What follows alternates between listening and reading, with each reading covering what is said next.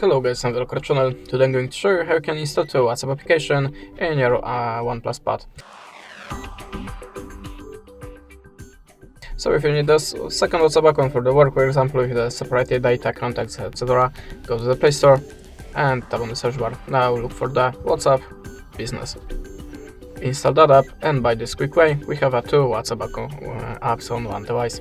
That was the first method. Now the second one, if you need more WhatsApp accounts, go to the Play Store like before and look for the dual space app or just two account app and install it. Decide that you want to get notifications. If you're making it for the WhatsApp, it could be helpful, but I don't need to.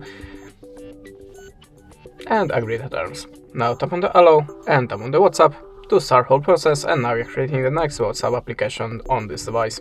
That's it. Thanks for the watching. Leave us a subscribe, a comment, and goodbye.